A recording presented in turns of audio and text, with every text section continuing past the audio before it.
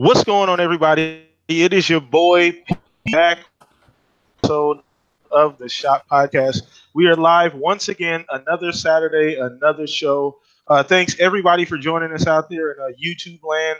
Thanks everybody for coming to the show and supporting it every single Saturday as you guys do. Today is no shortage of excitement. We got a great show ahead. We got a lot of great topics. I want to let everybody here on the panel go ahead and get their stuff off essentially like I always do. I do want to start with our very, very special guest though now. It's a funny story behind this special guest because he was actually my very first podcast ever on my channel. You can go back in my archives. He was my very first guest on the show. So you guys give a big warm welcome for my guy, Tim Dog. Go ahead and give yourself a shout out, Tim.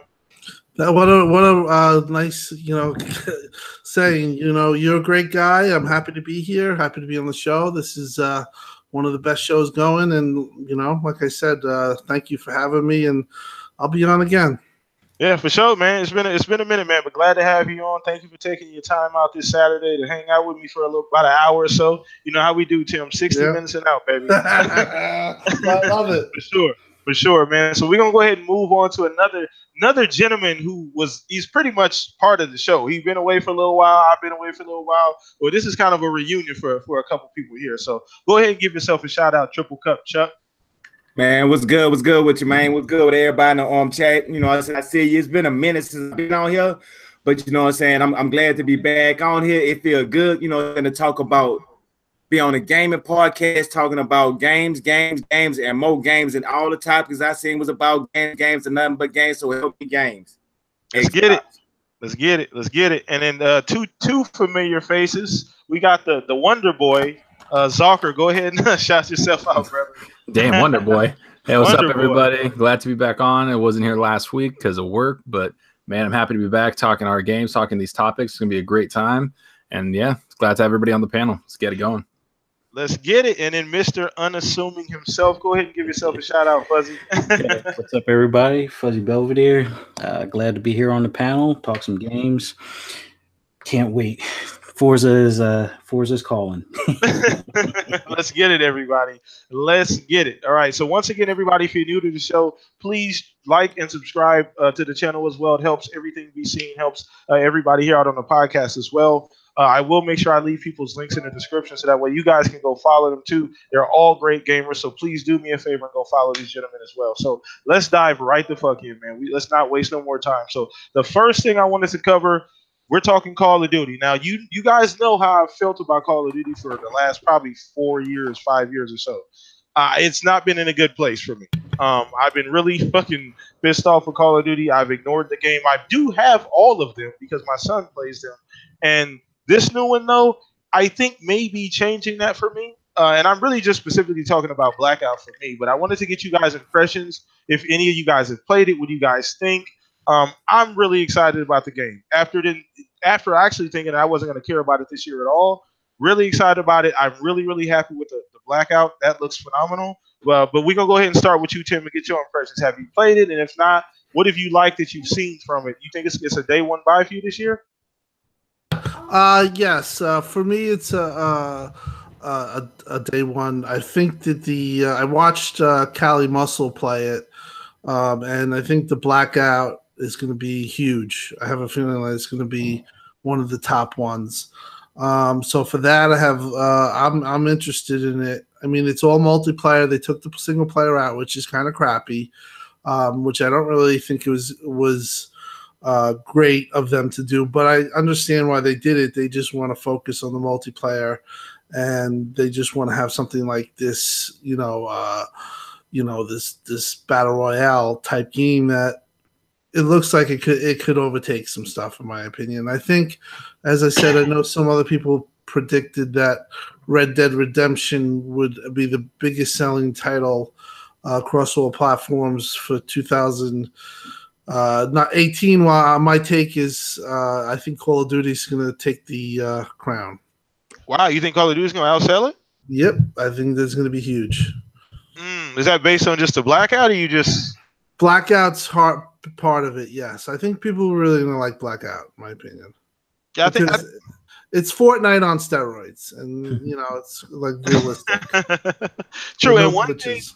And one thing I was telling me and Fuzzy, we were playing some Monster Hunter World earlier, and I was telling Fuzzy about the fact that the one thing that Call of Duty has that PUBG and Fortnite don't have. Remember back in the prime Call of Duty days, you had all these kids that loved to quick scope and snipe, and they have this whole community that's just all about that. Like that's gonna come back. Like people are gonna be doing that shit. Like imagine, you drive and you get fucking 360 ladder stalled fucking off a helicopter or some crazy shit. Like that's gonna come back. Those days of Call of Duty are gonna come back. So I think that's a big thing too. I don't know about it outselling.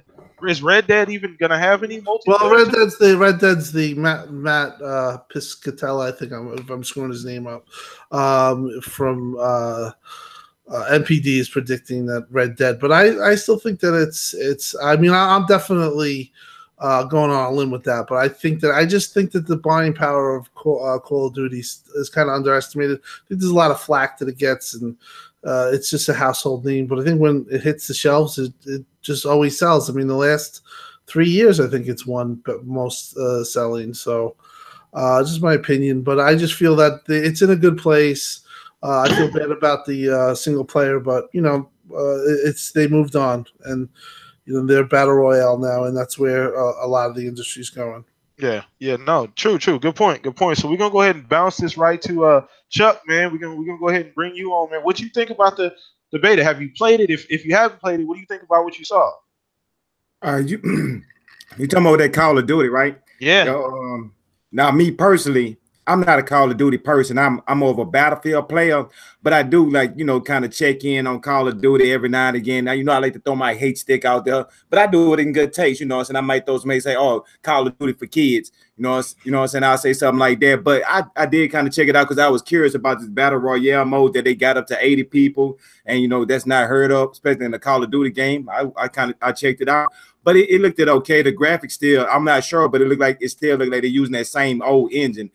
Stuff like that. I'm like, man, y'all make too much money to still be doing it. So I hopefully they the game mode, because what it looked like, it runs smooth. So that's gonna be a good thing. But what I always said about Call of Duty, I mean, Call of Duty need to be a service. I mean, think about it. If they no campaign, all they got to do is charge people $35, $30 a year. I mean, if you're paying $60 a year, and I don't think you want to place the multiplayer, so $30, $35 for a subscription. And the only thing they do is add maps and add modes. That way, you will never lose all your old modes when you change from every year of Call of Duty. And there'll be more. I think would be more for people that want to play Call of Duty. Would be more successful to play something like that, where you can always keep all your maps and just keep playing more and more. More maps. Like every 3 months, they drop some more maps and just charge annually service.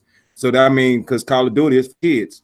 Yeah, I don't know. I mean, I guess it probably could get away with doing that. I don't know how successful that would be if they just decided to say, fuck it, we going to do it like Hitman style and just drag, make one game and then just support the game for 2 or 3 years at a time. They use the same engine anyway. It's pretty much the same game. You're paying $65 for it now without a campaign. I don't think they should have just okay, look, every yearly, we're going to drop 12 maps or, or something like that. And then during the course of the year, just drop 3 here, 2 there, and then have a big one. And then you're paying $35, $40 a year. Every year you're going to end up paying it. It's just getting the Call of Duty if you're a fan. I mean, I do the same thing with Mad. I mean, that's actually the future. Yeah. Give me streaming. Give me Game Pass. Yeah, I got it. I mean, that's not necessarily a bad thing, though. I can see, I don't know, but we'll see. We'll see down the line if that happens, man. So we're going to go ahead and bounce this topic right off of you, Zucker, man. I know you missed last week, so go ahead, man. What you think about this beta? Have you played it? What are your impressions? Did it impress you from what you saw so far? I actually watched a couple YouTube videos of people putting up like their gameplay of like certain games they had. I got a code, so I'm probably going to download it tonight and play it tonight or tomorrow morning. But I think I'm not. I like PUBG. I play it on Xbox. I have a few out, probably 100 hours in it. I played it a bunch, but I don't know about the whole Battle Royale and where the game is landing for me, that it's going to hit. The guy that I watched play, I watched a few different people, but it just seemed kind of like the same thing, a little boring almost. Mm-hmm. And that's just me, right? Like Battle Royale, I have to play it to enjoy it. So I need to play it to give like a real assessment of what I think. But again, it's just the same thing. It's, like ice cream, right? It's vanilla, chocolate, or strawberry, whatever. It's just different flavor. but at the end of the day, it's still ice cream. And that's what I see the Battle Royale mode being, is just that. And to be honest with you, Forza coming out, and then Assassin's Creed, and then Red Dead, like this Spider-Man game right now, I just think there's way better games out there than this. That's just how I feel about it. I just think they have more value. I think they're going to be better. Now, I'm not getting if I do get it, which I don't think I am. If I do get it, I want the zombie modes to be pretty cool. And that's what caught me more, was the zombie mode where you're in like gladiator like thing and time travel. I don't even know what the hell's happening. But just all that stuff put together is they're really trying to knock it out of the park with just multiplayer, right? Because there is no single player. They're trying something different. And I think, like Tim said, I think it is going to sell well. And I think it's going to sell well because of this Battle Royale mode. Like, I haven't heard one negative thing through. I think I'm the only person that's been negative about it, to be honest with you, because I'm just kind of like, I don't see the appeal. And maybe when I play it, I'll understand it. Yeah. Because I haven't played it yet. I haven't played it yet as well. I'm going to be honest, chat. I have not played it yet. But from what I've saw, I think for me, I'm giving them a break only because they've overshot what I thought was going to be possible with Call of Duty as far as like this whole Battle Royale mode. Yeah, I thought 80 players. Yeah, that's crazy. The way it runs is crazy. I mean, it's not as rapid. I don't know if you put that next to the way it looks compared to PUBG, it probably looks better than PUBG. I think. Oh, of course. I mean, PUBG is not. This is the first game that a AAA developer is coming for Epic and Bluehole. This is the first time that a AAA developer that knows what they're doing, has great marketing team, great developers, great programmers, great designers that are coming for their throats, to be honest. Yeah. And people are blown away. And this is their first bout at it. It's just going to get better as the months roll by. And that's why I'm thinking people need to temper their expectations when the game launches, because there might be server problems in the beginning. Yes, yeah, for sure. So I think people need to temper their expectations, and even I would even say some people should wait. Some people should wait. Yeah, I heard that a lot as well. So a lot of people saying they're going to wait a couple weeks, wait a month or two, see how things go, and then they're going to pick it up at that point. I've been hearing that. Yeah, because I haven't bought a Call of Duty. I bought World War II, right? So I have that one. But before that, I didn't buy a Call of Duty for a long time because I just didn't care. And I love the World War II setting, so that's why I bought it. And the zombies was amazing in it. I enjoyed the zombies in that one. So I'm hoping that's good. And, they're giving you value. I think they knew the single player was going to get flack, but now they're giving you this value of Battle Royale, zombies, and all the other multiplayer modes you like, and whatever else they're bringing. Yeah, that's you can't hate on it. That's what I'm saying. Yeah, and that's kind of the point where I'm coming from. Even I wouldn't say what you were saying. You're just being critical of a game, which is understandable. I wouldn't say what you said was hating on the game at all. So, like you said, I just think the expectations across the board from everybody that I've talked to, I think everybody's expectations were far exceeded as to what they thought was going to be possible. So I know I was. That's generally how I feel. So Shady loves it so far. He's praised it thoroughly, and he even likes watching people stream it. So I'm gonna watch a couple streams when I eat dinner tonight, maybe, and just watch people play it, and then I'm gonna try to jump on myself. So that's what I think of it. I think people shouldn't hate on it. I think it's gonna be good. And I think it's the first time a AAA developer is giving this a shot, and we can see what it can really become potentially. Got it. So last but not least, Fuzzy, man, how do you feel about it? I know we talked about it earlier when we were playing. We talked about a pre-show here. So what do you think about it? Are you picking it up? Only if my kids really, really, really want it. I mean, it doesn't look bad by any means. I mean, it's Call of Duty at its, I guess at its best for the most part. No wall riding or anything along those lines, which is pretty good. But it's just not for me. I've always been more of the campaign kind of guy.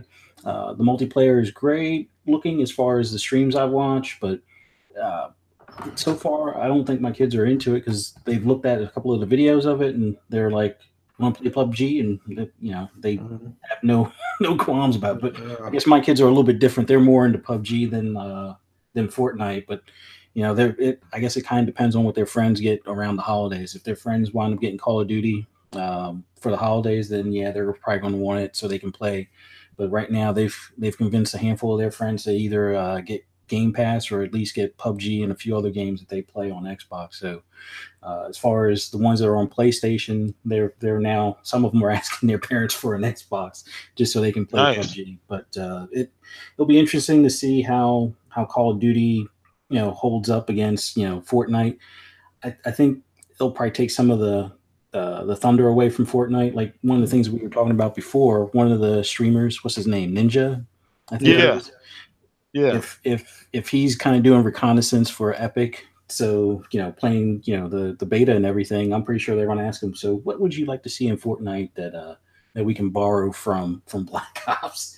But, it's not for me at this moment. If the kids change their mind, yeah, I'll pick it up. But right now, it's a pass. I'm more curious to see now, especially considering how well their sizzle trailer was for Black Ops. I'm really curious to see how the Ring of Fire and Battlefield 5 is going to turn out. Yeah, it has the potential to be huge, man. PUBG is probably the biggest Xbox exclusive that has come out in the last 2 years, to be honest. Yeah. It's probably sold a shit ton of systems for them.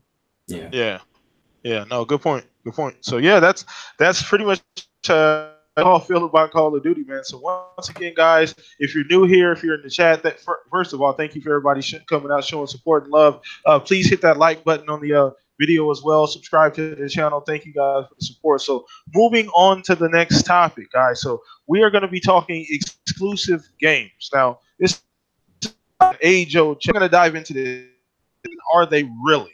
Because the last couple of years, we've seen this flip-flop. Early in the generation, Xbox had a ton of exclusives. It's kind of flipped over, the last 2 or 3 years where the Sony exclusives are now lackluster at the beginning of the generation. Let's not forget about NAC, people. That really did happen, okay? So you didn't dream that up. But anyway, so I want to get you guys' opinion about exclusive games. Are they really important to the brand? So we're going to start with you once again, Tim. I know this has been something that you've been advocating for. You've had goddamn conversations on Twitter about this over the years. So what do you think, man? How are they more important now than they used to be? That's a good question. Are they more important?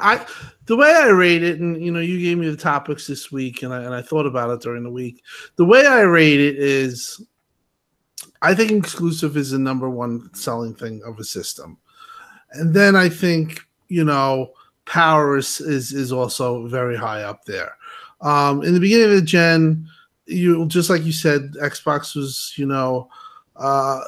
had all these exclusives, but each one of them was marred with something. 900p, 720p with reconstruction. Yep. That's now okay.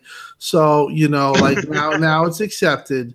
A lot of things were lobbied against Xbox with the exclusives, and power was put on this pedestal, and then the X came, and we definitely have had a narrative change. Now, are exclusives the most? I think it's the number one selling point of your system. That's why, when there was a time with Xbox, and there was a time with Xbox that I think that they were thinking about not really pushing out many games, not like they're doing now, and I wasn't going to stand for that. You have to game create, you have to bring these exclusives, because you do have multi-platform play, but you have to have your own unique experiences.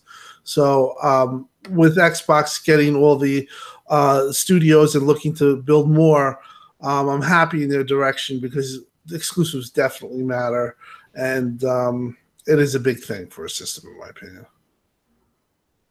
All right. So we're going to bounce this right over to you again, Chuck. How big are exclusives, man? Do you think that they're more important now than they used to be?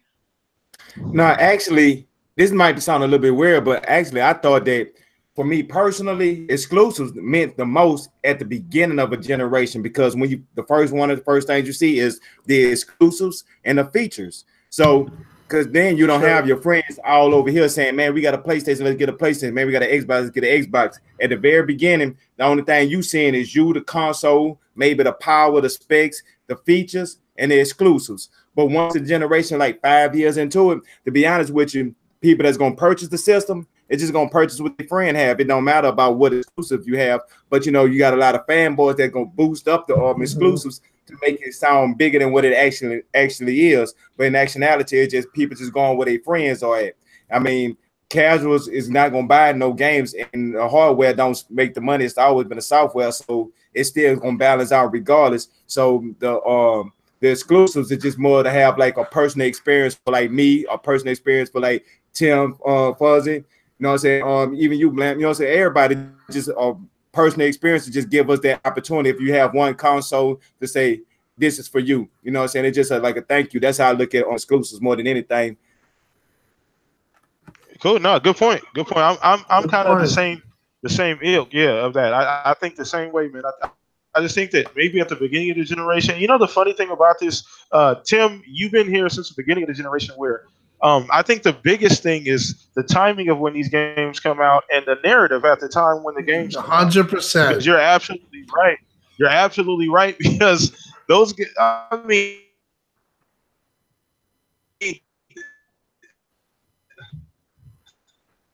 Thank you, Biden, man. I don't even want to go back and just kind of like go through. Everybody cared at all about what game was where. So anyway, before I go into a rant, let's go ahead and pass this over because I'll go too far with that. But Zalker, let's get your opinion. You kind of, you know, back and forth spats on Twitter as well. So what do you think now, Jen, or how do you feel about it?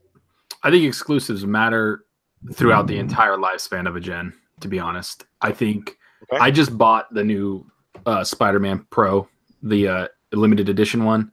I've been playing Spider-Man, and I will say that this is this game and God of War were one of the only games that I've had friends that don't own PlayStation or Xbox, they're PC gamers, that are like, I need to go get a PlayStation because they want to play those games. They don't care about third party, they just care about the exclusives. So I would say it is extremely important because it's why I buy an Xbox, to be honest with you. I buy an Xbox because number one, Gears of War, number two, the controller, and number three, the network, and then Halo. Those are why I buy it. And then Forza 3 has put that on it's become one of my favorite things on Xbox also, which is Forza 4 coming out.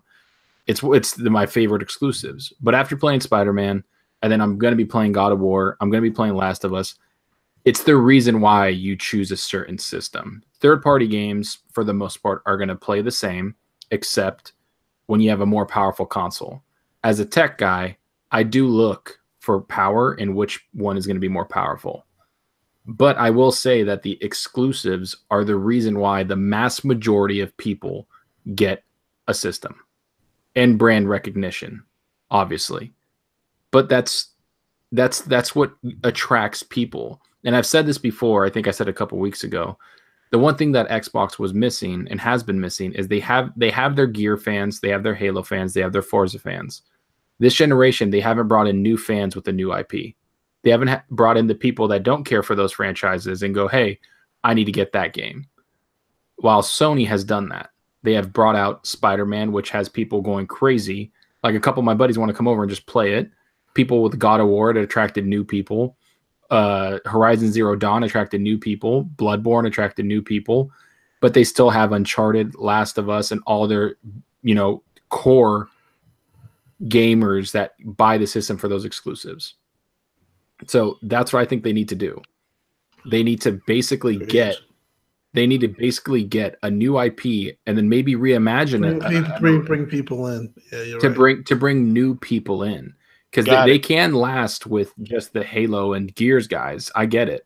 But bring new people in and give us, the gamers, your hardcore new experiences. Because that's what exclusives are supposed to do. It's supposed to blow you away. Yeah. And we're saying this. Go ahead.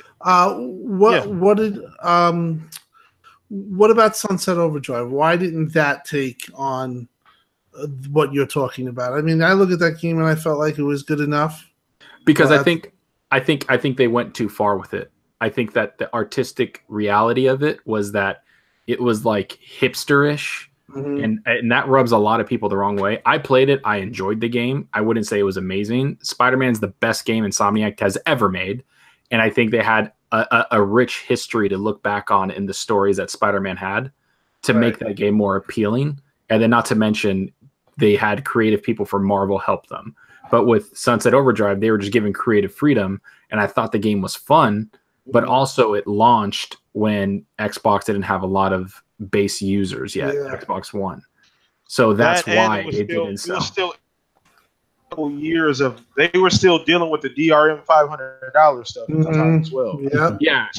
And all that stuff too. And then not to mention just the game, it was fun and it was a great time, but I don't think it appealed to a lot of people as much as Spider-Man does. Hey, didn't it sell over $1 million though? I don't even think it made $1 million. I don't even think it made $1 million because I know everybody thinks that Red Dead's going to be the top seller this holiday, or Call of Duty is. But don't be surprised if Spider-Man is the top seller. Yeah, you might be right. It's a good point. That thing's killing. That's going to be practically impossible. That thing's selling things out. It's true. It sold so much that the PS4 Pro is sold out everywhere. It's gone. Like you can't buy it anywhere. And so is the Slim starting to sell out too. And that game is just like selling like hotcakes. Everybody wants it. Spider-Man. Yeah. Man, crazy for sure. Our boy Gaming Forte popping in the building, guys. So, but anyway, we're gonna keep this thing moving. We're gonna let as well too. But Fuzzy, I wanted to get to you as well, man, about your opinion of exclusives, man. How do you feel about kind of how Zucker is they're important and they're the reason why people buy consoles? Or what's your opinion on that? Oh, definitely. And to add to it, I started this generation as a PlayStation person. I went with it primarily, and hear me out now. I went with it primarily because of Drive Club. I've always been big into racers. I got pissed off with Sony taking 5 to 7 years to make Gran Turismos, and I think at the last point, I wasn't going to wait for that 7 or whatever it was at the tail end of the PS3. I'm like, well, they got this Drive Club coming out. It was supposed to be a launch title. It got postponed a year, but I had already made the purchase of my PlayStation. I bought, some multiplats. I think the Drive Club was the only exclusive I was really waiting for. And then when it finally came out, it didn't work for 2 months straight online. I was pissed off. And I'm like, how are they going to go through this to make a launch title? And then it was crap when it came out. I mean, it looked great, but the whole purpose was for it to race online where you could, show off your drift skills against, somebody else's score and so forth. So that's what made me look at Xbox. Now, the only problem that I had, as far as like when we were talking about Sunset Overdrive, they made it so damn difficult to get the game included with the console. Like at that point, they were doing away with the Kinect, so they had already dropped the price. And I'm like, all right, bet I'll get the Sunset Overdrive console with the game, so I can save a few bucks, because I've never really been into Assassin's Creed. Didn't really care for that bundle. I think I called almost every GameStop, every Best Buy, 5 states nearby me, and none of them had them. Or it's like, oh, you have to wait outside the day we open for, see if the guy that reserved it is going to come to pick it up. And that was mind-boggling to me that, Xbox made it that difficult to get the game with the console. If they were going to try to push that game, it should have been like a standard included thing with whether you got the console in white or if you got it in black. It shouldn't have mattered. They should have just included that game with plenty of the Xboxes without Kinect. But I wound up picking up the game anyway. Could not get the one where it was already bundled. Wound up settling for, the one with Assassin's Creed Unity. And I was happy with it. The game was awesome. I also picked up Dead Rising 3, which was awesome. And, usually when a game says it's going to be a killer of some other game, like Drive Club was trying to say, oh, it's a Forza killer. Yeah. I'm so glad I decided to give Forza Horizon 2 a try, because that was an awesome game. Open world, go just about anywhere. Yeah, there were a few walls, but compared to the, imaginary tracks that were made up for Drive Club, compared to just driving the countryside of, like, was it France or Spain or something like that, that drew me in. So I once I switched over and got those games, I never really looked back. Although the power narrative for some of the single player games, I still purchased a few of them on my PS4 because, hey, it's getting 1080p. But overall, I think the last game, well, the game that really drew me in was The Division. Yeah, it's not an exclusive, but the fact that they had exclusive content 30 days early, that sealed the deal. And the Xbox community, as far as when it came to playing online, was so much easier to find, like a random group to help you out. And then that would be the group that you could, anytime you log on, they're on there, and you can join their group or they can join your group, no problem. When I was doing that same thing with PlayStation, as far as for like Destiny, other than the people I knew at work, it's like nobody has mics. Nobody's talking. Or if somebody does have a mic, it's like you and that person's the only one, and then the other 2 or 3 people have no clue, or they're doing their own thing. It's like it wasn't the greatest online experience.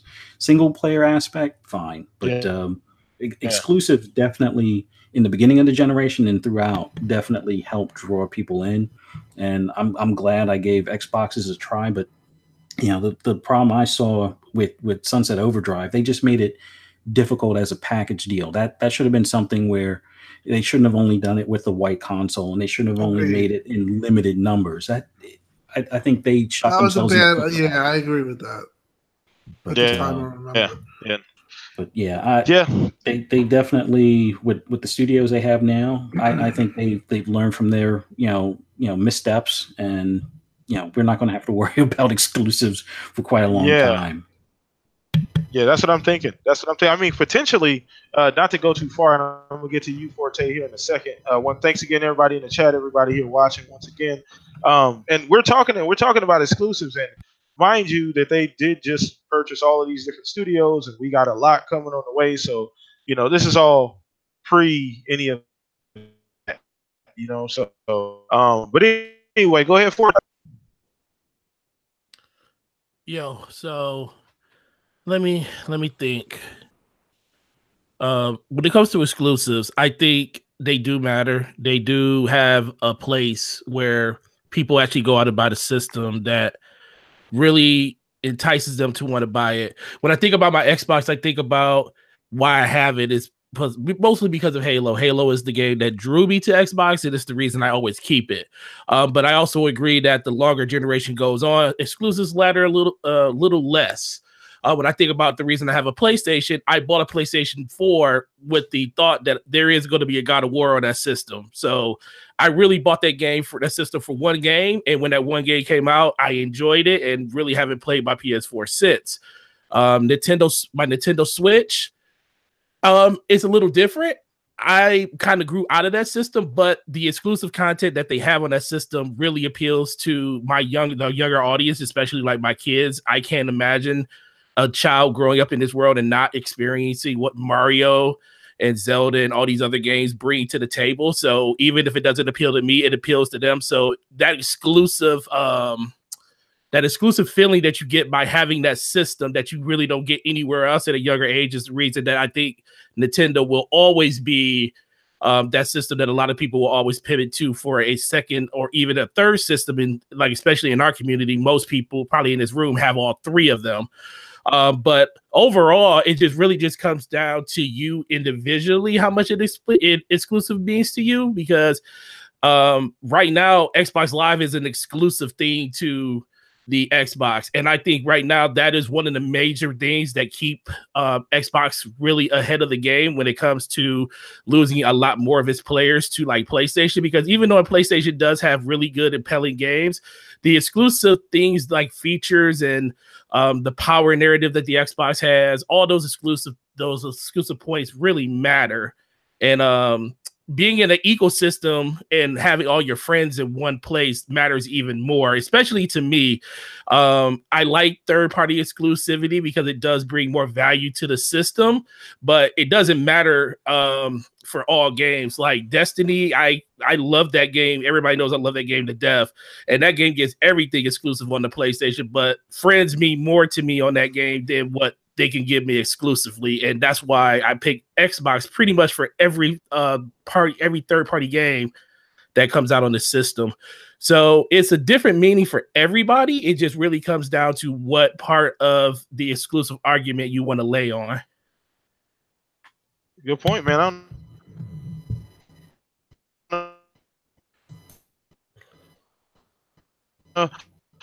Yeah, that's a touch and go, man. We always talk about it, and it does give a person a reason to buy a one console. Let's move on to the next topic. I think this is probably going to be the funnest topic that we have to talk about all night. Once again, thank everybody as well. So we diving into Forza. Forza Horizon 4 people. Okay, we go on the deep end. So Tim, I hope you brought your goddamn circle. We diving in this time, all right, buddy? So Forza 4, man, I have not gotten a chance to play it, but my God, everything I've seen, everything I've heard has been fantastic. I swear to God, Playground just keeps raising the bar. Matter of fact, fuck raising the bar. They're getting the bar, getting on a ladder, then putting the bar up at that point, and then saying, okay, we're gonna jump over that. So it's just they're just doing crazy shit with the game. So I want to get you guys' impressions on the game. How excited! I want to start with you, Zucker, because I know how much you've been waiting. You and but racer. Button is hard.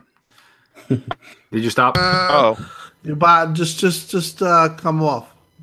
Okay, we're cool. Okay. Yeah, so for Forza, I've been waiting for that game for a while. I'm actually one of the few people that don't like I don't know about few, but I don't really enjoy racing games too often. And then when Forza Horizon 3 came out, it completely changed how I felt about racing games. And I really enjoyed it, and it's become one of my favorite games this generation in general.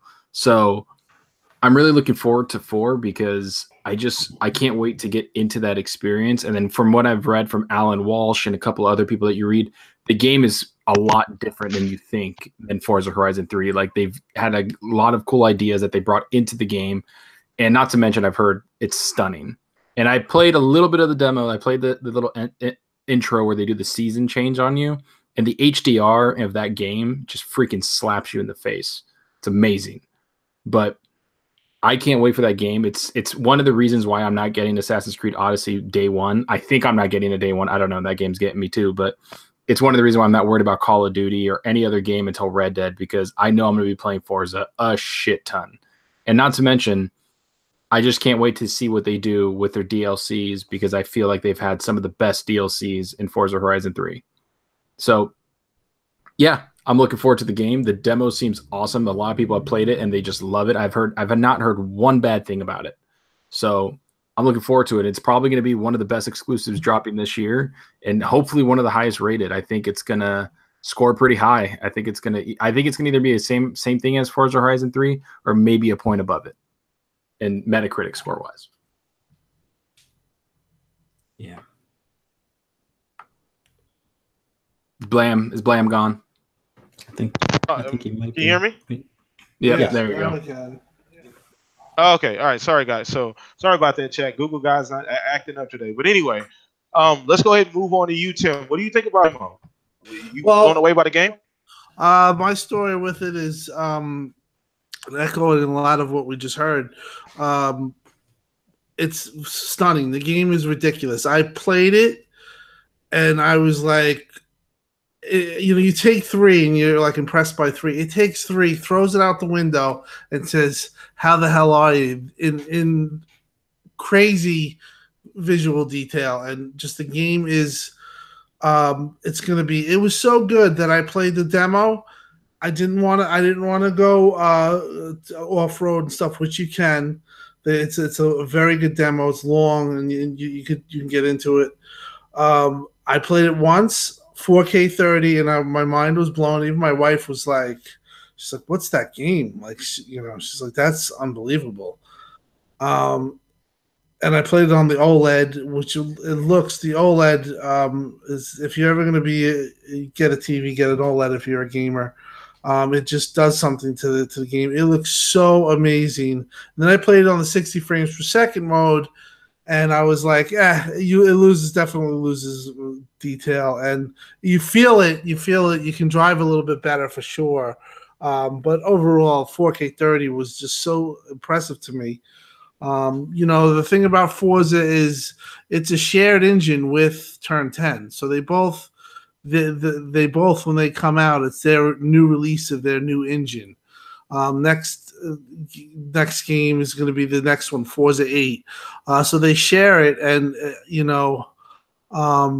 so every time they launch, they have to build on each other's successes. So this is a breakthrough. I heard they took the game, took it down the engine, and said, let's build it with X capabilities, more RAM, more open it up. And that's exactly what they did. This is a game that you get that is developed for the more powerful system. And we saw a lot of in the beginning, it was the other way around. It was this game was actually made for X. And I agree, 91, I'm at 92 Metacritic. I think it's going to be huge. I think the game, if you like beautiful things and, you're a techie, this game is something to show off. You know what I mean? It really is that impressive. It's more impressive than Tomb Raider, which is also insanely impressive. But that's the type of level of the bar that they keep just pushing up. And right now, the bar is pretty amazing. Yeah. The more I see from them, it gets so now we know we always talk about and speculate that they're doing this whole Fable thing, that they have that. The more and more it gets me excited about the possibility of that franchise and saying, hey, just do something cool with it, because they're so good at like these open world, immersion and graphically, their games are so beautiful. Like, I can't wait if that's a thing. If that's a thing, it just gets me excited about what they're able to do with maybe a little bit of help from a couple other studios or whatever, as far as like the story would go. But man, just the environment and what they could potentially do with a different kind of game is just fucking making my mouth water, man. But let's go ahead and move on to you, Chuck. What do you think about it, man? I know you a big Forza guy too, man. What do you think about the demo? Man, hey, check this out. When I first heard about the demo, when I went to go download it, I was, it take a little while for the demo to download, so I started doing some other stuff, and it was straining because I ain't got the 100% best internet in the whole wide world, but mine is pretty decent, something I could deal with. But we had a whole, in the household, we had a whole bunch of stuff going on the internet at one time. So I said, well, look, I'm gonna pause the installation because I'm not gonna play it right now. I'm gonna play it, the next day when I get out of work, which was yesterday. I get back home from work yesterday, and guess what happened? What? Y'all gotta take a wild guess.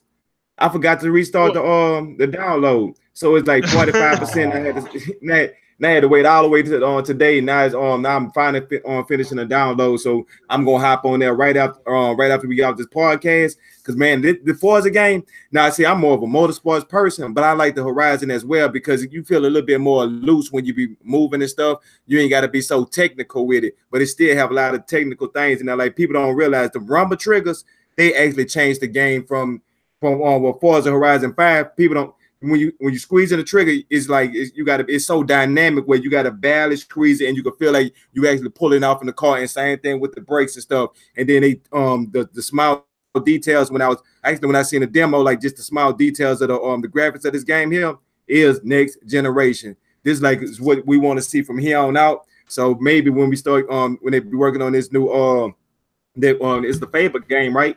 That it's rumored that they're supposed to be working on. Yeah.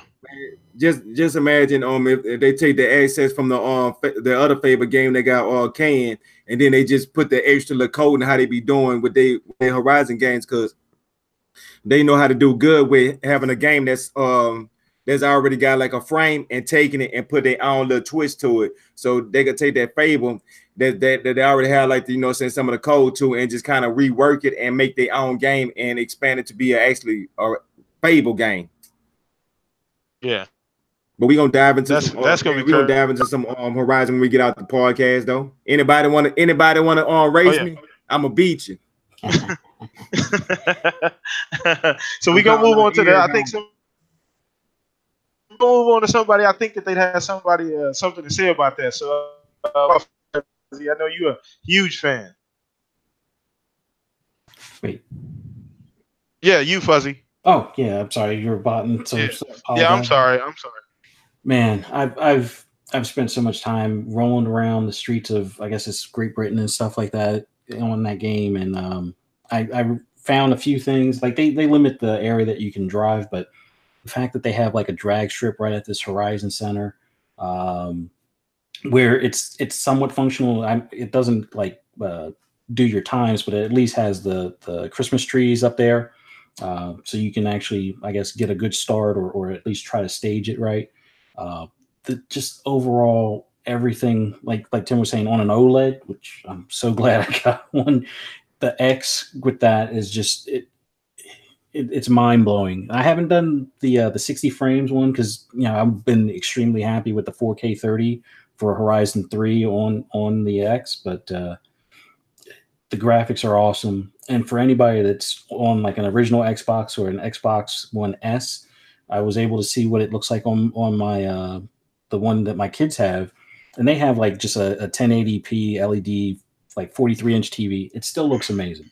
About the only, I would say, not even drawback, but it's like if I didn't have my OLED or my X and I never saw it on that, I would say it looks phenomenal. But the difference that I do notice by having that as a reference point is that there's a little bit more tree pop in, but we're not talking like the trees right next to you. We're talking about, I would say, almost like half mile down the road. So if you're flying down the road in that McLaren, that's when you'll see some pop in on the regular X, on the or on the regular Xbox, on like a regular 1080p TV. But man, 4K 30 on the X on an OLED, it's face melting, mind blowing. It's just I can't wait. I saw some of or dived into some of the mods and things like that you can do to the car. You can widen the track now, as far as you can do like narrow width or wide width without even necessarily having to have a wide body kit on the car. It looks like we're going to have emotes for when you win. You're going to have houses that you can buy. I haven't tried the photo mode yet, but can't wait for that in front of the castle and things along those lines. But man, it's definitely an awesome game. I didn't think they were going to improve on 3, but yeah, they knocked it out of the park. And I'm like Zucker was saying, looking forward to see what they were or what they're going to do as far as for the DLC. Went and bought the Ultimate Edition because I just had to. I want all the cars and want the VIP bonus stuff and stuff like that. So yeah, I plan on dumping a lot of hours into this game. Do you know how many cars this time around? I think it's only like around 440 or 460 or something like that. It's somewhere in the 400s, but I think that's the unlocked from start type of cars where if you have enough money in game, you can go ahead and buy them or you can win them.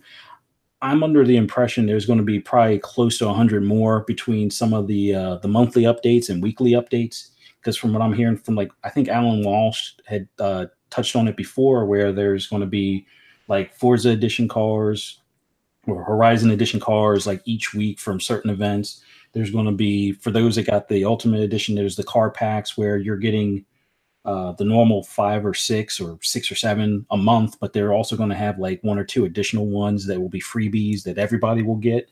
Nice. So it's. How you think they're gonna bring that Hot Wheels track back, Forza? I don't know. I would like to see them do something along those lines, but knowing them, they'll probably do that or something close to that, and then they'll blow our minds with something totally left field. That you think gonna one up?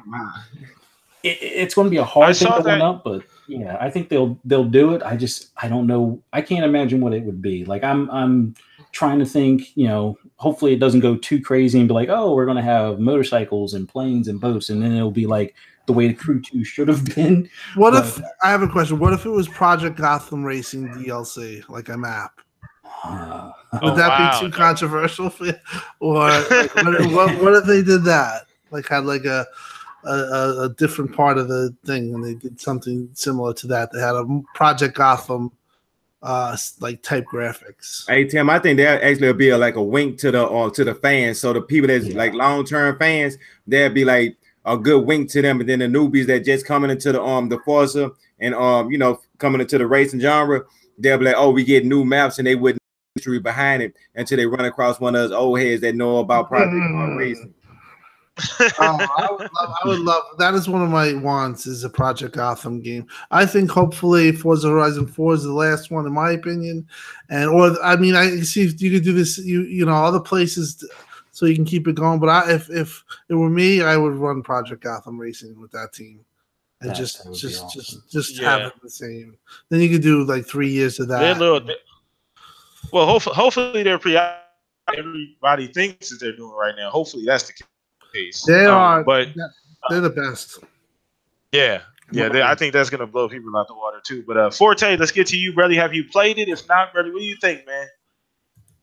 Man, I didn't even know that demo came out until I saw it on Twitter. Right. I was like, "What? They released it?" Because my head has been real deep in another game. So when they released it, I was like, Yeah. "Oh, I got to go download it." So I went and downloaded it, and first thing I was happy to see is the fact that I was really hoping that when people were talking about, oh, Forza, it doesn't look as good as they showed at E3. And I know the couple of times I played it before this, which is like a good 3 or 4 times, it was playing on the dev kit. And I was like, man, I hope that this looks just as good as that dev kit looks. So I am happy to say that it does. And I don't know why I was even worried about that in the first place, because Playground really knows what they're doing when it comes to these open world type games, and it just feels really good. It feels amazing. I love the Horizon series, and the biggest thing that I really love about it is the support that you get on PC with it, because that's where I played the majority of the time. I definitely just wanted to see what it looked like on my Xbox on my 4K TV, but it's hard for me to play that game not on a 34-inch ultra wide monitor on my PC. My wife literally came into the room the other day, and I was just sitting in the middle of the road, and I was typing up a script for a video, and she was like, "That's a nice screenshot." I was like, "It's not even photo mode. It was just the game sitting there." I was like, "It looks amazing. It's incredible." Running at 4K 30 on an X was a buttery dream smooth, and I just can't wait to see what they do with the 1080p 60 option, because I don't know if that's even in the game yet, but I know it's going to run really, really good on there. But playing that thing at 1440p at 180 frames per second, I was like, this is a whole nother world. They literally upstaged everything I thought they could do in Horizon 3, because I was really worried about, like, how do you surpass what they did in that game? It's real hard to reinvent yourself all over again with the same type of game in a different location, and people's expectations are really high on this game because of what they did in that. Yeah, that was the biggest thing, actually. That was the biggest thing I was worried about. I knew it was going to be a good game, but how good of a game? And granted, this isn't the full game. It's just a demo. Right now, we're all looking at it with starry eyes. But as of right now, when this game does launch in October, I am all over it. I'm glad it's not coming out for a couple of more weeks, because the grind is real in other games. But right now, when that game does release, it is a day one buy, getting the ultimate edition, because I'm just like Fuzzy. I need those VIP bucks. I need all the things I can get in the game right away. It sounds like he diving. Oh yeah. Dude, I have a Thrustmaster wheel and everything for my PC, dude. It's real when it comes to these racing games. Oh yeah, he's going in. He's going all the way in. He's going all the way in. So let's go ahead and just about wrap this thing up, guys. If you've been rocking out with us this entire time, thank you guys for being awesome. We'll say the best one for last. And shout out to Nick. Ironic that you would pop in the chat, Nintendo, because that's what we're about to talk about. I'm going to tear the Nintendo ass for about 30 seconds. Please do. We go. So I'm gonna let Tim start on this one, man. You heard the Switch online service is coming. Yeah, and then you have a check-in every week. What do you? Well, besides that, I ain't even got to that. We just talking about the service overall. You can throw that on top. That's great if you'd like. So, I mean, that was the one thing that I took from it, was like, how the hell are they doing that? And Microsoft tried to do that in 2013, and it was like the biggest thing in the world, and they could just do it, and like nobody cares. It's because Nintendo. It's just, they always say it's Nintendo. But with it, I mean, I find their online so far behind that it's not even desirable to look at. I mean, it's just, I think they're way behind the ball game. They get a lot of passes for some reason. Well, that's preach, because that's one thing that we've talked about on this show, Nintendo, that nostalgia is a hell of a drug, like Mooch says it. Just to think that they don't even have some of the basic features that these other two consoles have at this point in the generation is crazy. Yeah. It's insane. Like, I don't know how the fuck they made actual games at Nintendo. If you mean to tell me that the system that you're making all these games on, you didn't think to add an online component at all, like it wouldn't be important. But then again, Nintendo fans, they don't require, that's not something that they ask for. So I understand most part. A lot of fans don't even consider that. They don't really care much about that. So maybe they're okay with that. But Fuzzy, we're gonna bounce this off to you. I know me and you've been talking about this a little bit too, man. What do you think? I mean, is it a half? It's just kind of a thing, or it just seems weird. It's like we were saying, it's they get a pass, Xbox gets trashed and clowned about it, and it's nobody really points it out in the media or anything like that. It's funny to me. And then they have it where as an added bonus, and maybe I didn't see this, but I've heard this on like another podcast. It's like to encourage people to get the service. They have like the Super NES controllers, which I'm pretty sure a lot of the people would like to have those to play like the some of the games, like the original NES games and stuff like that, through their service. To get those controllers, you can only get them if you sign up for online. I mean, I can't imagine if Xbox tried to pull something like that, like, hey, you could only get the White Elite controller if you sign up for Game Pass. It's like you'd probably have like outcry, like that's not consumer friendly. It's like, but nobody's really getting the pitchforks or torches for it. But the check-in thing, just that seems so weird to me. It's like no one's up in arms. They're not burning their switches or rioting at Best Buy or GameStop or anything like that. But yeah, I mean, it's great that they finally have an online service, but can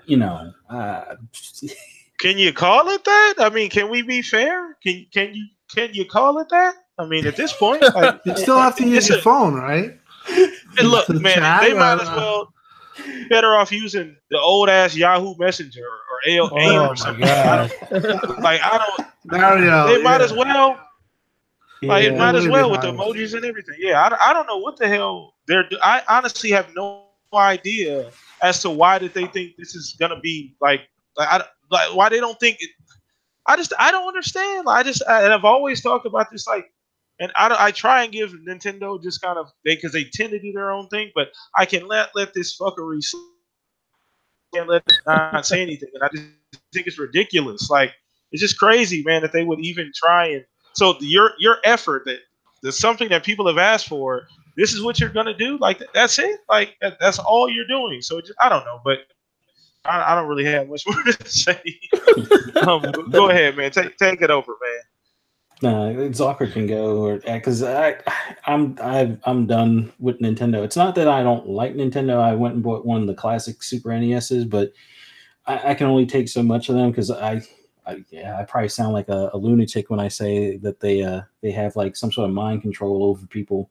It's like you hear those jingles. It's like you could just hear 3 or 5 notes of any Nintendo game jingle, and it's like you instantly know what game and the last time that you played that game and what you were doing and so forth. So I've kind of passed on the Switch for this point, and the fact that they don't have an online, it's like oh well. More reason. Can I put something out there too, Tom? Mm-hmm. Can I? So so funny because you know how we were just talking about exclusives, and Xbox needs to maybe switch it up a little bit, move away from the Halos and the Gears, try and bring in a new crowd. Mm-hmm. Why is nobody complaining about we got the same fucking Mario for 30 years? Yeah. Like why is nobody why can't I don't know. You have any dialogue? Look, man, what's old to you is old to somebody else. Yeah. After a certain amount of time, it becomes nostalgia. I don't know. I have questions and I don't know. I think Microsoft, whenever they put something out, is always, looked at either the end of the world or I don't know. I mean, Nintendo just gets passes, and part of that is because they just do different business, different kids. From at least my take, on it, or they cater to that and. I mean, it's just Nintendo, but I do think that it hurts them in some aspects because the online should be in that condition with the money that they're making. I don't know. I just think that they just know that they just do their thing and they don't care, I guess. But, and the Mario, like you said, is, I don't know. I'm down for Halo and I'm down for Gears. People just want to hate on the games. They're just sniping from somewhere else. They just don't want the game to do good, and that's the truth. All right, well, Chuck, man, it's on you, man. What do you think about that Switch online service, Chuck? Actually, how I think about it, like people, well, like when everybody was going to get their pitchforks and screaming from the top of their lungs, you know, saying you could hear them like bloody murder about the Xbox when they had the DRM, or supposed to be, and PlayStation was supposed to have it as well. But you know who got all the slack behind that. But now it's like years later, and I'm thinking a lot of these people back then, they really didn't know what it was. It was like a mob of people. You see people run, so you run. So that's pretty much what they was doing at the time. And now people starting to understand what it is, and you pretty much getting DRM down, you know, from games that you're playing right now. If you're a Destiny player, for example, 99.9% of the time you're online, that's pretty much the same exact thing they was doing. So you looking at we lost out on a lot of cool features, because of we wouldn't implemented that, because you know what it was, family share, that family plan where you can have like 8 different people. I mean, something like that. That'd have been amazing right now. You know, then all the other stuff that we probably would have had that they had to take away and strip and start all the way over. I used to love the snap feature and stuff like that with the pictures on pictures, so I could watch TV and play the game at the same time. I could multitask. I love doing that. But with the Nintendo, when they bring in this piece of junk, whatever they got going on with this internet service they have, I'm not in it. First of all, I'm not a Nintendo fan anymore. I used to like Nintendo after the Nintendo 64, then it was the GameCube. It was just like the same thing. You know, Mario had the same exact story, like y'all kept saying from the get-go. So he got to go save the princess. How you gonna do that every? You know, what I'm saying, it's to me. I'd have did it before. I don't want to play that no more. All the games, the only games I would play will be a Donkey Kong, or Punch Out, or Metroid. You know, that might be stuff that can catch my attention. You know, if they bring something or get something new, that's a new experience. But with their online service, they their fan base is not really no online fan base, and the way they trying to market is like a handheld, like, you know, like your phone, which when you're going out and you just need to sit back and play for a few minutes. So I'm guess they trying to shoehorn it in because they didn't think about it, and now they trying to implement it at the last moment when it's actually too late. And if they were smart, I don't think they would have to do would just come out with a Nintendo Switch 1.5 or something like that, 1.0. Mm-hmm. And then just, you know, upres everything there and just add all the extra features. It ain't too hard, ain't too difficult. Okay. Yeah, I don't know, man. I don't know. Zucker, it's on you, brother, man. How do you feel about this, man? How do you feel about the online service? I mean, you've been hearing us talk about it. I know we've been kind of going in a little bit, but what do you think, man? Half-ass effort? You think they can do better? I think it is a half-ass effort because of what we're used to, right? But what we're not kind of taking into account is that this is Nintendo's first attempt at getting an online service going, because they have to. I think Nintendo, who was here 2 weeks ago, brought that up, that they need to get something going for the future or they're going to be left behind. And this is their first attempt at doing it. Because what people don't realize is that setting up servers and basically an online service for millions of people is extremely, extremely expensive. And that's what Nintendo is trying to do, is put their foot in the water and give it a test to see if they can do it. Because what we have to know is that Xbox has been perfecting Xbox Live for like the last 18 years, 17 years, whatever the hell it's been. And Sony, their reason why their service was such shit for a while is because they had to go through the trials and tribulations that Microsoft went through. And people were they're used to a standard. And Nintendo is just not there. And they've never been there. They're not a software company, number one. They are mainly just, you know, make a video game, sell it out there for a profit, make a system, don't sell it at a loss, and there you go. That's their motto. But now they're realizing that they are going to be left behind and they have to switch it up. The other thing about the service is that if you don't have the service, all your cloud saving gets deleted. Like if you're not on the service, so it provides cloud saving, but if you're unsubscribed to them, you lose all that save capability or whatever the hell it is. So if you have a game and you almost beat it, that's crazy. If you're almost like done with the game, it gets erased. PlayStation does that actually. After 6 months of not being subscribed to PS Plus, it deletes your cloud saving. Xbox is the only one that keeps it there forever. So I didn't know that. Yeah, that's like little things like that are what people don't really realize. And then the checking in every day or every week, whatever. I don't really care about that. If you're not on the internet, your shit's basically a goddamn part of your furniture at that point. Let's just be honest. Mm-hmm. So that's the way I see it. My PlayStation is on the internet, but I don't have PS Plus. I just play the exclusives and their single player, and that's all I need for it. But if my Xbox isn't online, it's a brick. Like I mean, what else am I going to be doing on it? Like I love playing with my friends. I love playing games online. I love downloading patches. We're getting 4K patches almost every day, it seems like, on that damn thing.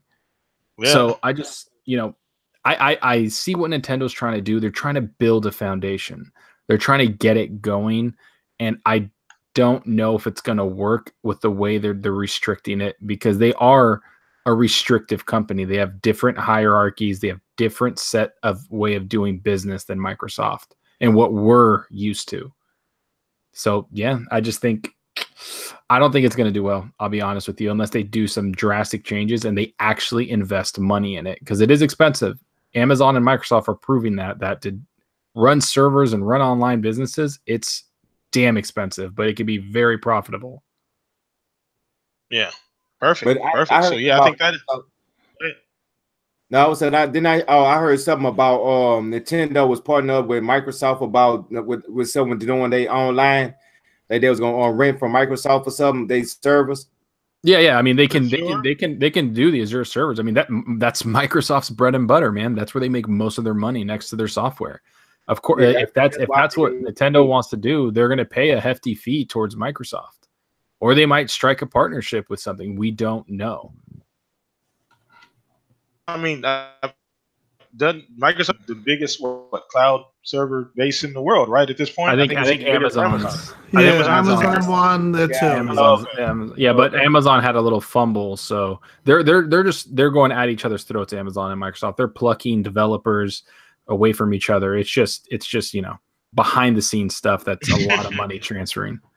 Yeah. Well, Pinello went to Amazon. Oh, I didn't know that. Yeah, he went to Amazon. Yeah, he might be. He was a big loss fan. He was a great gaming guy. He was one of the OG Xbox guys. Yeah. But he's a very smart guy. That great for a company. I guess they figured they got a good one. Oh yeah. Amazon's a good company in a lot of aspects. Although they have had a little hiccups, like we've just said. Yeah, no, for sure. So that pretty much wraps up that topic on how we feel about Nintendo. So that pretty much wraps up the show, guys. We ran a little bit over today. No problem, man. It was a very special show. Had everybody on the panel was lit today. Thank you for everybody showing up today. Appreciate you guys' continued support. I'm gonna let everybody here on the panel let you guys know if you're watching where they can find you. We're gonna start with our special guest, Tim Dog.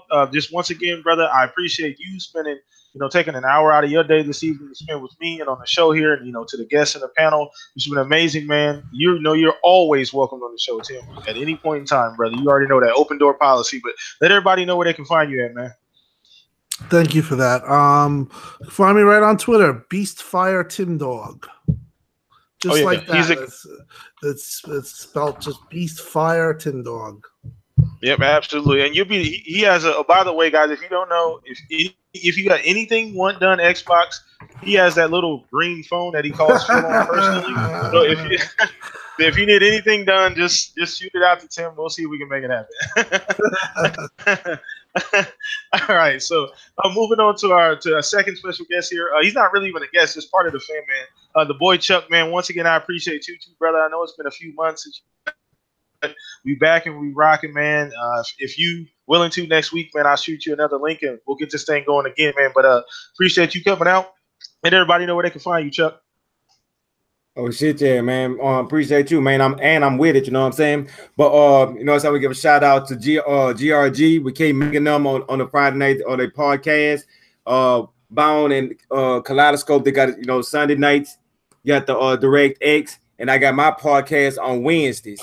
And it's called the Heroic Vibration Podcast, where we talk about Marvel and DC. And I finally hit that 300 mark. So, that 3 is up. I got a giveaway. I'm gonna announce it on my show. There's a little Cuphead statue, little pops. It's because I'm trying to it's time for me to elevate to the next level. So, know what I'm saying, it's like a special giveaway for me. So, you know what I'm saying, everybody out to get into it, all you got to do is just share the channel. And once you share the channel on Twitter, just tag me in it. And this Wednesday, I done hit over 300 now. Boom, I'm doing my first giveaway, and I'm going to keep them things coming.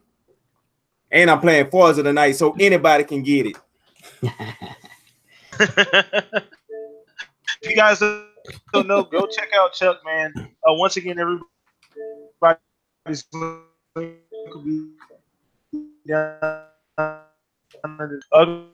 keep this thing moving. Are we Still alive? Okay, just want to make sure. Is he there? Yeah. Oh, me? Okay. Yeah. Hey, Fuzzy Belvedere here. You can find me on Twitter, Fuzzy_Belvedere. Same thing on PSN, Fuzzy_Belvedere. And on Xbox Live, Fuzzy space Belvedere, just like the vodka on Xbox Live. More than likely be playing Forza after I grab a bite to eat, but man, Forza is life. Right, for sure, man. Forte, go ahead and give yourself a shout out. Yo, as usual, great show today. Sorry for the late arrival. Didn't want to contaminate this podcast with the car road noise on the way home from work at 8 o'clock. So that's why I just jumped in when I got home. But as usual, Gaming Forte on Twitter, Gaming_Forte on Gaming_Forte on Twitter, and Gaming Forte on YouTube. Thanks for everybody for coming out. Make sure you hit that like button on the way out. Definitely a great show today, and appreciate the invites as always, sir. Not a problem. And Zalker, go ahead and give yourself a shout out, bro. Hey, what's up, everybody? Yeah, Zalker87. You guys can find me on my YouTube channel at Zalker87, and also on Twitter at Shocked87. Talking games, everything like that. I'm not new to the community anymore, I would say. So yeah, enjoying gaming, enjoying the podcast. Everything is just all fun. Everybody enjoy your gaming. We're in for a hell of a holiday period. It's going to be awesome. Speaking of which, everybody go over to the Action Lucas channel. Go check out that Scumcast because Zalker's been tearing it up over there for the last couple of weeks.